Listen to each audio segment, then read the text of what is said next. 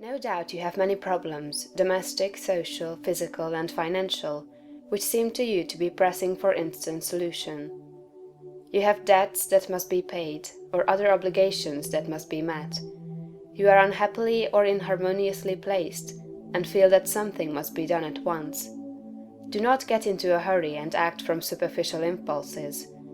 You can trust God for the solution of all your personal riddles. There is no hurry. There is only God, and all is well with the world. There is an invincible power in you, and the same power is in the things you want. It is bringing them to you, and bringing you to them. This is a thought that you must grasp, and hold continuously that the same intelligence that is in you is in the things you desire. They are impelled toward you as strongly and decidedly as your desire impels you toward them. The tendency, therefore, of a steadily held thought must be to bring the things you desire to you, and to group them around you. So long as you hold your thought and your faith right, all must go well. Nothing can be wrong but your own personal attitude, and that will not be wrong if you trust and are not afraid. Hurry is a manifestation of fear. He who fears not has plenty of time. If you act with perfect faith in your own perceptions of truth, you will never be too late or too early, and nothing will go wrong. If things appear to be going wrong, do not get disturbed in mind. It is only an appearance. Nothing can go wrong in this world but yourself, and you can go wrong only by getting into the wrong mental attitude. Whenever you find yourself getting excited, worried, or into the mental attitude of hurry, sit down and think it over, play a game of some kind, or take a vacation. Go on a trip, and all will be right when you return. So surely as you find yourself in the mental attitude of haste, just so surely may you know that you are out of the mental attitude of greatness. Hurry and fear will instantly cut your connection with the universal mind. You will get no power, no wisdom, and no information until you are calm. And to fall into the attitude of hurry will check the action of the principle of power within you.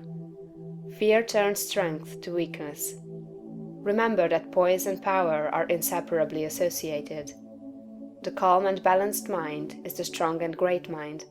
The hurried and the agitated mind is the weak one.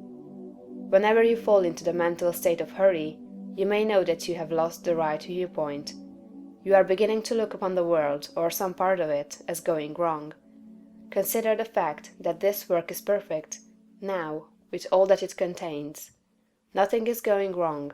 Nothing can be wrong. Be poised, be calm, be cheerful. Have faith in God. Next, as to habit, it is probable that your greatest difficulty will be to overcome your old habitual ways of thought and to form new habits. The world is ruled by habit. Kings, tyrants, masters, and plutocrats hold their positions solely because the people have come to habitually accept them. Things are as they are only because people have formed the habit of accepting them as they are. When the people change their habitual thought about governmental, social, and industrial institutions, they will change the institutions. Habit rules us all.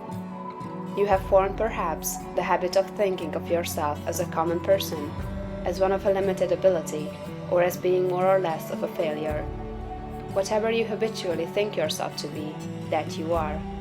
You must form now a greater and better habit. You must form a conception of yourself as a being of limitless power, and habitually think that you are that being. It is the habitual, not the periodical thought that decides your destiny.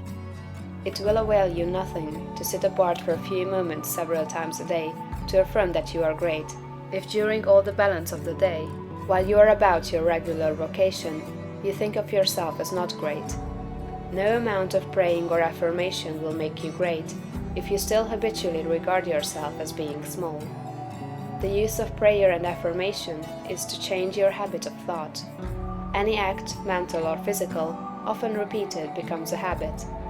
The purpose of mental exercises is to repeat certain thoughts over and over until the thinking of those thoughts becomes constant and habitual.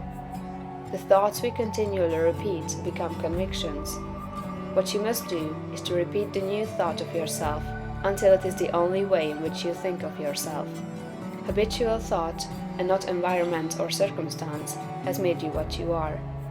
Every person has some central idea or thought form of himself, and by this idea he classifies and arranges all his facts and external relationships. You are classifying your facts either according to the idea that you are a great and strong personality, or according to the idea that you are limited, common, or weak.